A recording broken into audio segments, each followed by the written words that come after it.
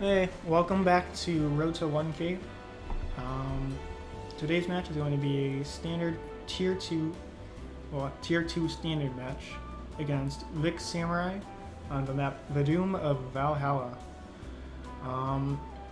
This is going to be in around 800-ish rating match, so it'll be a very entry-level match, and it's going to be a good example as to why you want to pick a CO that is in the tier of which you are playing, as opposed to picking down a tier. As you can see, Vic here picks Lash, and I picked Max. So if you go to the tier list here, for standard, Lash is in tier 3, while Max is in tier 2. So not only do you want to pick a, I guess, basically it's just not something that you want to do in general, because there's a pretty significant just power differential on just general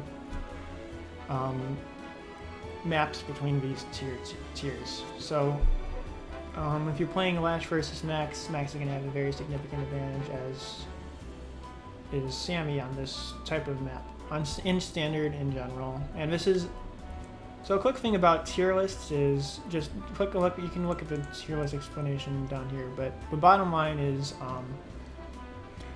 these tiers are very general, and they're for just generally a free base 1 airport map, and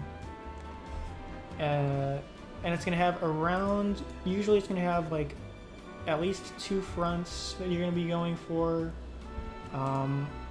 It's not going to be some crazy terrain, and your income's going to be around, basically, I guess you'll have around 30 cities for the map, is what you're going to be looking for. So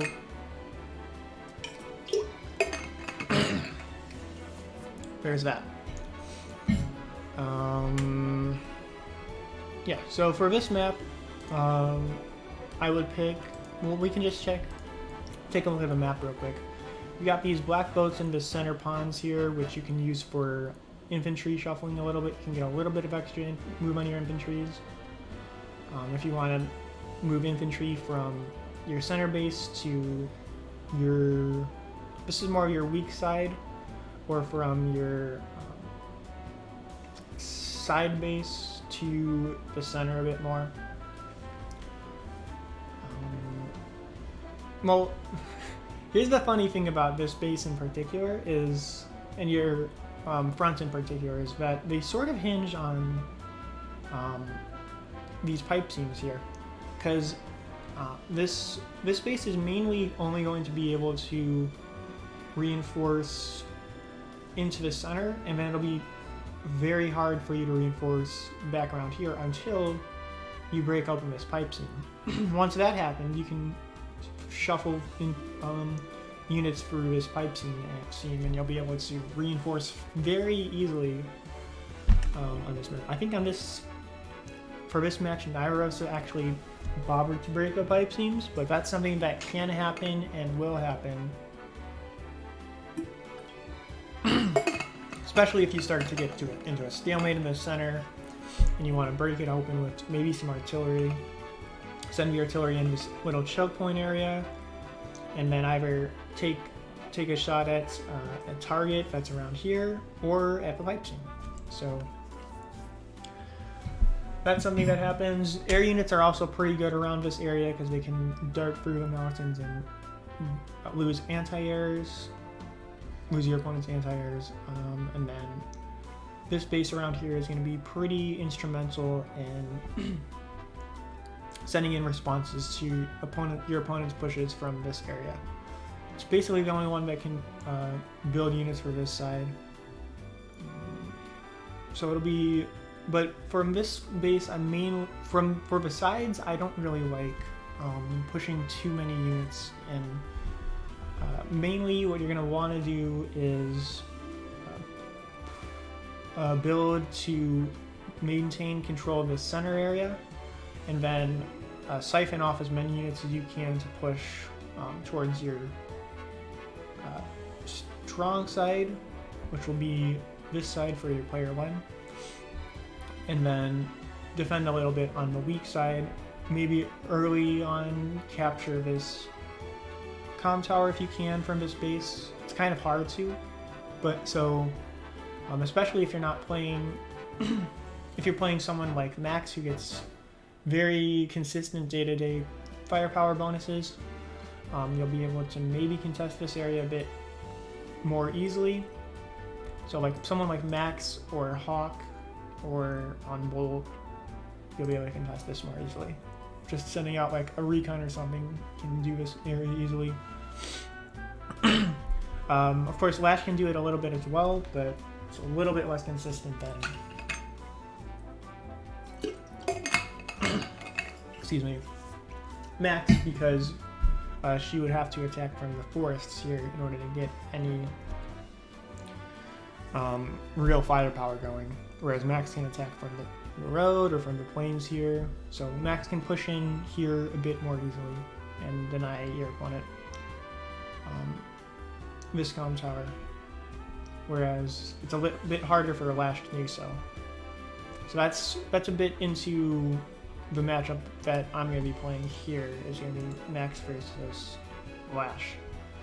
As you can see from the data here,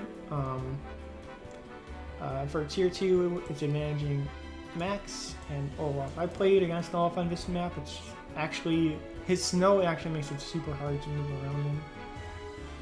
And then Max is really good on a day-to-day basis, so he's able to push through in the center here, and then in the side as well, very consistently. So there's that.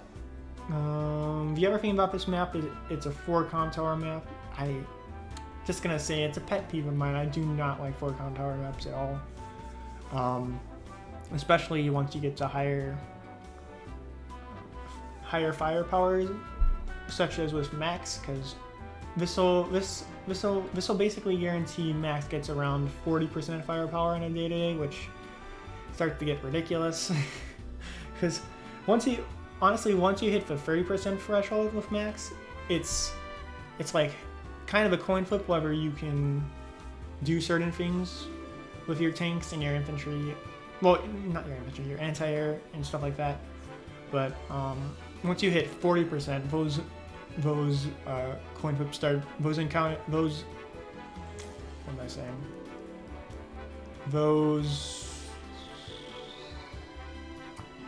Shoot, that's a massive. It's a massive brain slip on my part. Those fights. Let's say fights. Not the word I wanted, but those fights become a lot more consistent for Max. So he's able to take out infantry a bit more consistently with just tanks on roads. Infantry on roads and strolls. But that'll be a little bit more. So there's that. There's the guaranteed comm tower in the corner here for Max, which is really nice for him. And then there's the fact that you can get up to like 40% and some crazy amount of firepower on Max on this map. So that's him. I played Eagle on this map. I think it's okay because you've got some stuff to do with air units on this map, but Olaf kind of shuts you down for a turn, so it's a bit harder to use Eagle here, whereas you can just brain dead it with Olaf, and Max can still push through a little bit, except against his battlecopters. And then Sammy, I think the map's a bit too big for Sammy to be able to do this, and you don't have 4 bases. So Sammy's a little bit less good, but she can still do some stuff. Her capture ability is pretty good. It'll allow you to contest these comm towers a bit easier, and maybe push into the center a little bit easier as well. Plus, the HQs are actually fairly close, so if your opponent doesn't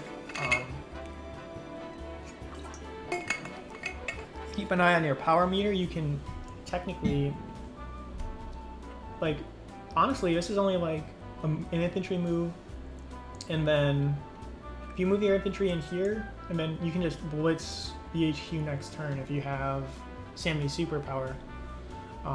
If you have a straight line there, so that's something that's a very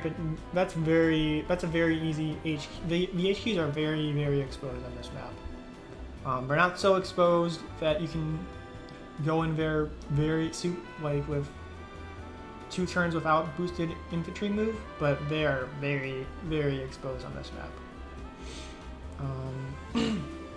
So I think that's about all for the preamble here. Let's get into the actual match. Now, the reason I don't like Lash so much on this map, there's a good amount of terrain on this map, and you'd think Lash would be able to use it pretty well, and to an extent she is able to do it. Let's just jump in here because it doesn't matter too much. But as you can see, we're building recons here. Recons are very important on this map because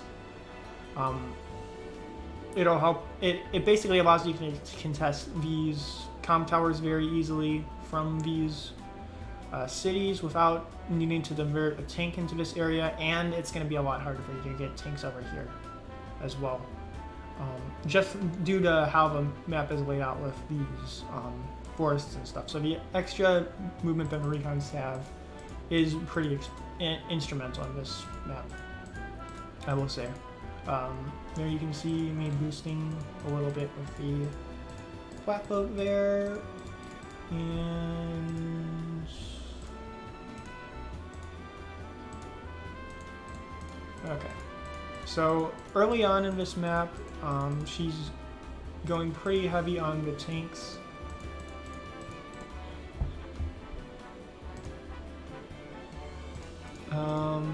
As you can see, and she's keeping her stuff on the properties, trying to draw me into a fight on the properties or on the forests so that she gains that extra firepower boost on her units, which is smart.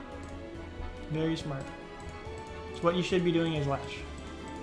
It's just staying on the terrain as much as you can. And since there's a good amount of terrain in the center, this is helpful for her. She's able to do this pretty easily. I think I already played this, so. She's pushing in with her infantry here, harassing my infantry here. And this is just something that's super annoying to deal with because, as you can see,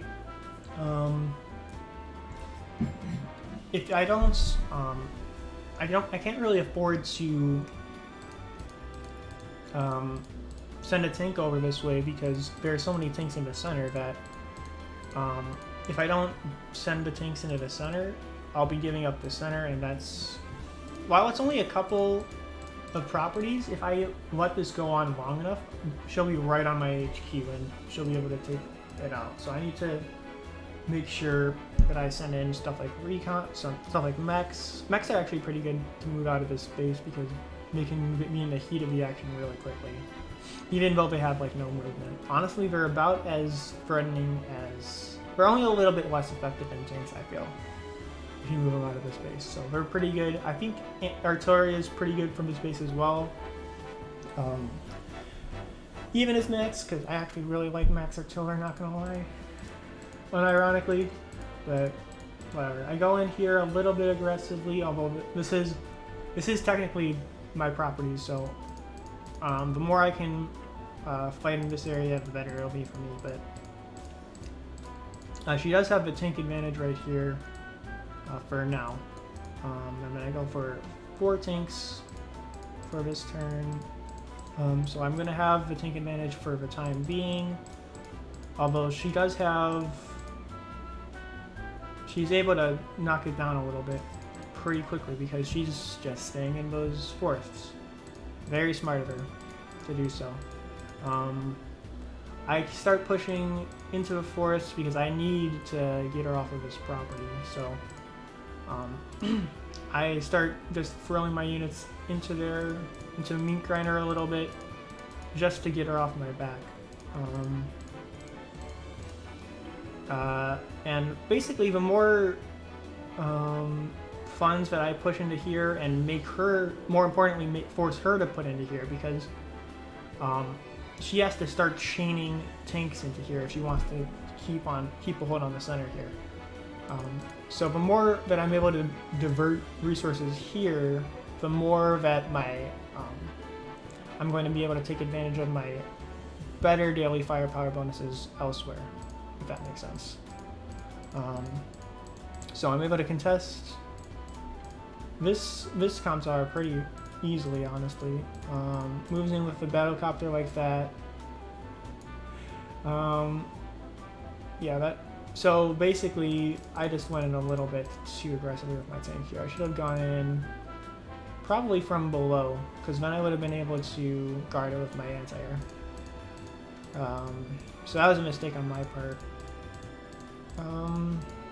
And as you can see, she got so many light units into center, it's just annoying at this point. So let's reload that, and as you can see, what I do in response is the thing that's good for me right now though is I've got a better hold on this area than she does. She has nothing in this area. Well, I've been able to do a pretty good job over here, just harassing with this recon. I'm gonna have a low health tank here, which will be enough to do some stuff over here. So I've diverted that over here to take care of some of the stuff over here, because most of what she had, a low health tank like this, is pretty good against infantry. It's pretty good against infantry. You can use it against infantry very well and effectively. She also opted for the black boat instead of a transport. That's an interesting maneuver, because you're spending an extra 2,500, which is like basically a third of a tank. It's almost half a tank, honestly, but you're doing that. If she had put it in this pond here, she could have used it to boost her infantry a little bit.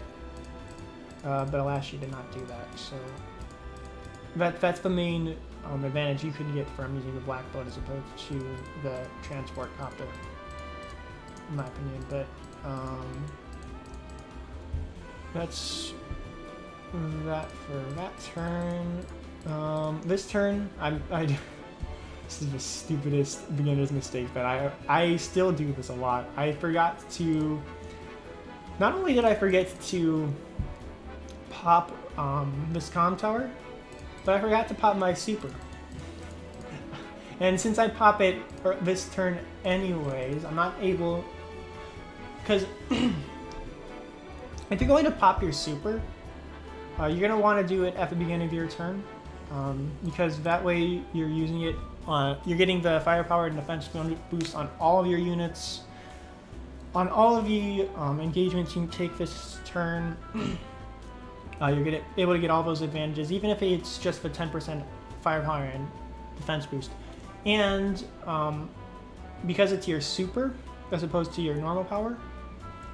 But once you max out on charge, you can't get any more charge. So you want to pop either your power or your super power if you're going to pop from this turn, so that you can get over with this power lock as soon as you can. And I think this super, it wasn't like super crazy on my part. I think I was able to take out like a tank or something. I was able to move in with my anti-air a bit faster, but nothing too crazy this turn with the super. So that's that. But basically, if let's say for some reason, crazy reason, Lash wanted to pop her power this turn, she could. There's an argument to be made to just building a power meter this turn with a couple of attacks before popping her power, so that she can get to her next power faster. But once you've maxed out your power bar, you're either going to pop it or you're not going to pop it, basically. So I'm able to knock her off of this comm tower here, attacking with the vehicles first, of course, so that I'm not taking as much damage in the infantry. Man, I'm doing a pretty aggressive push into this property, honestly. I don't think I'm going to be able to take it, but it should divert maybe an attack from one of her vehicles, which will be important. Moving the infantry here into transport, and I'm trying to square up my medium tank to fight her medium tank in the center here. So depending on how we move those units, it'll be very instrumental for the rest of this match. She pops prime tactics, which honestly, this basically just makes her units, if they're on any sort of turn at all, it'll basically make them invincible. So I'm not going to want to attack into her units this next turn at all, if I can help it. Except for this battle copter. I'll be able to take a pretty free hit on that because it doesn't have any turn stars. So that's the one good thing that Lash's super has going for it. I'm actually able to knock off that, which is sort of surprising. That's done, by the way. But you don't want to take like tank into tank encounters or infantry into infantry encounters or stuff like that this turn. Unless you want to maybe build power, but basically her defense is so high that I go for the second medium tank here as well, but basically her defense is so high when she pops her power on like even a city, even if forced a little bit to an extent because we're sort of like mountains, but definitely on cities, that you don't really want to take normally splitting engagements. And I guess just to define what a splitting engagement is, it's just tank on tank, infantry on infantry, anything that's well, let's call it an even engagement. An even engagement, normally even engagement is a better move for it. And then she makes a mistake here of pushing her medium tank onto the city here, which as you will see, it's just a bad move. Whenever you're just as a rule of thumb, never push your medium tanks out onto a city like this. Against other medium tanks, it's never a good idea. It's not safe. It's definitely not safe. So I'm gonna swap these. Pretty good chance that I do 3 damage here, which is what I do. But even if I don't do that, I'm still gonna have a pretty good shot on her with the medium tank with the power here. It's a pretty good chance to kill with 7 health here. Well, it's basically guaranteed, honestly. But if I hadn't gotten that roll, I would be dropping it down to basically 1 health.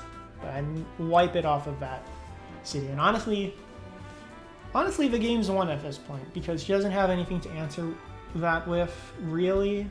I'm ahead in the income war. I've been ahead with the comm towers, but I'm going to be able to prevent her from getting the second comm tower for another couple of unit turns still. Basically, this was a very good max force. I think it basically guaranteed me to win for the rest of this game, but I'll be able to go on for a little bit longer, just clicking through, showing off the rest of this match. So I basically will leave that for another turn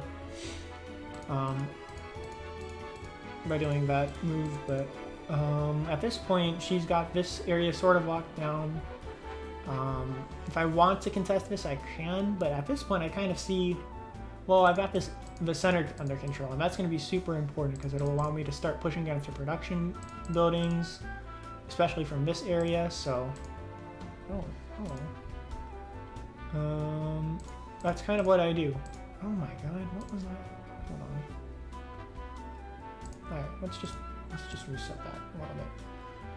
So, honestly, she goes for a Neo tank here. Honestly, what I should have done was just push in with the medium tank, because this is still a favorable-ish trade.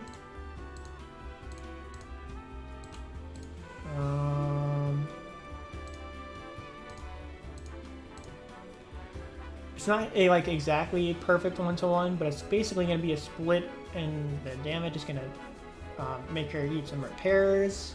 It'll be putting some pressure here, so I should have actually just moved in here. And as you can see at the end of my turn, basically if I had pushed in with a medium tank here, I would have been guaranteed this capture this turn as well. So I should have been a little bit more aggressive here, honestly. But it still ends up working out pretty fine.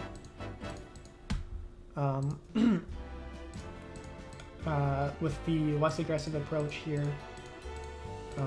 She pops terrain tactics actually, which she actually does a good amount of damage with it. She's able to move in with this tank a little bit more aggressively than she would have been able to. She moves in with the Neo tank a little bit more aggressively than she would have been able to. But she's not able to build enough stuff to follow up with this really. Because she doesn't have the income to sustain moving in here like this. So as you will see, I'm able to just counterattack like this. I've got this area under control. Oh, I actually do move in with the battlecopter here. So I'm able to start harassing her units over here with that.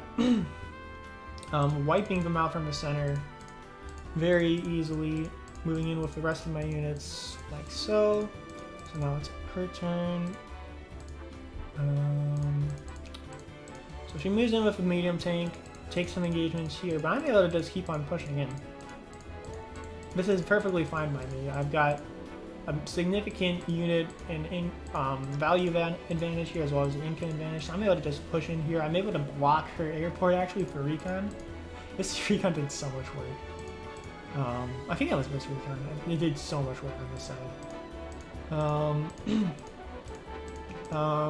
So yeah, I move in with the transport here. I should have actually dropped off the infantry here so that it doesn't die in case the transport gets shot down, but as you will see here in a second. But she has air counterattacked here, but I'm so far ahead at this point, it doesn't really matter. She heats that. Nice 6,000 value that I lose there, but it doesn't matter.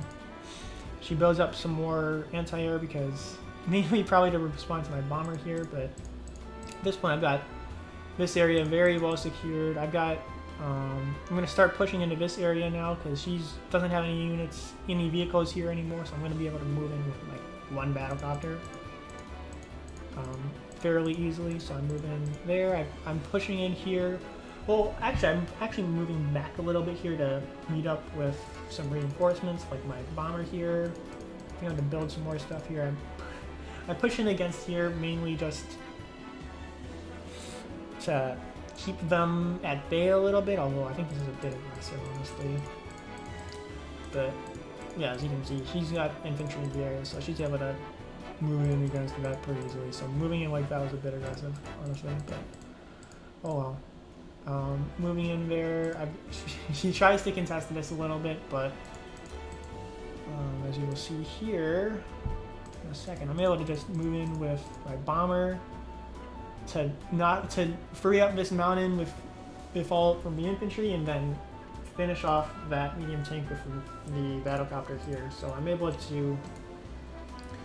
basically gonna have this airport secured in a couple turns. So actually, at this point I'm just going all in because it doesn't matter at this point how much I throw at her. Like it matters a little bit, but I'm ahead so far so much that it doesn't matter, if that makes sense. So I move in. It's her turn. She gets a final superpower off. Gets a nice shot off here with it due to the... Actually, I think she doesn't actually need it to reach, so that doesn't matter too much. I guess she threatens here, but like at this point it doesn't matter because I'm gonna have this in a turn or so. I'm threatening this area very heavily, and there's that. So yeah, all in all, I think that a big thing as to why this mattered, why I was able to win this very easily, was being able to push in here with the little power, next to the little power, effectively against the medium tank. So that was super helpful. Not only is Max's little power less expensive than Lash's, it's more useful because it gets you that extra firepower and the extra movement, whereas Lash's just gets you a little bit more movement. Especially on a map like this where it's not super terrain heavy. You're basically going to be getting maybe an extra point of movement on Lash's vehicles because they'll be able to go through the forest a little bit faster. But so the movement, so basically, and then saving up for the superpower is really nice. Lash's defense with their super is really nice, but it's only for one turn. So basically, if you're not able to push in super well with the superpower, all that Max has to do is fall back for a turn and then push in again on the next turn. Once there's in defense, once her defense is in its high. So that's part of that's. I hope this helped illustrate as to the tier difference. The tier difference is a very general rule. It's a good general rule, but you don't always need to find it to follow it. Sometimes, if you have a good reason to, if it's a weird map, you can break it. But really, as a rule of thumb, you should stay in tier. Unless you have a very specific reason strategically as to why you want to go down a tier and have a specific CO for like maybe a counter pick, because some of these COs are counter pickable. Andy sort of counter picks global damage COs a little bit. And then some COs like Adder, well, not really Adder, kind of Adder, not really. But mainly Sammy in Fog, I guess. Oh, I don't really necessarily like that, but Sammy with the infantry move, infantry and transport move. The transport move, I think, is what matters more, especially with Drake's boats. But Drake's movement bonus on boats also sort of matters. Rachel's superpower is super powerful. That rhymed, I guess. But it's just her super. Well, Rachel's a weird CO. Depending on the matchup, she can do pretty good in tier 2 if you use her correctly, pushing her up a tier. But I wouldn't recommend it for general stuff. I think, as a rule of thumb, in tier 2, Olaf's just a good mindless pick because he can just press a button and your opponent will lose 20% of their army and be able to follow up and reinforce. If they aren't also playing Olaf. So that's part of why tier 2 is a bit interesting. And mainly just Olaf plays. But Max is also super good. Eagle's good if you want to be stally. Sandy's good on super small maps. And that's tier 2. And yeah, I think I rambled a little bit too much at the end about tiers, but whatever. Next week we will be I will be showing you another Sonya match, actually, another tier 3 fog match. So I'm super excited for this one. This one will be a early HQ rush, actually. It will be this map, so that'll be a fun match. So tune in next week at Wednesday. I'm gonna put these up at 12 p.m. No, not 12 p.m. 12 noon Central Time is what I'm scheduling when you should be expecting these uploads. So once a week, you can once a week, 12 noon on Wednesdays is when I'm going to be putting up my Road to 1K videos. And I might be putting up other stuff with Live League stuff as it comes out, as I randomly record them. So those other uploads will be a little bit less consistent, but I'm planning to upload them when I can schedule them correctly with Live League. The thing for Live League, well, I'll go into that later. I'm kind of going a little bit long on this video already, so tune in next week for this, for another Sonya match. Do all the YouTube stuff, like, subscribe, all that nonsense.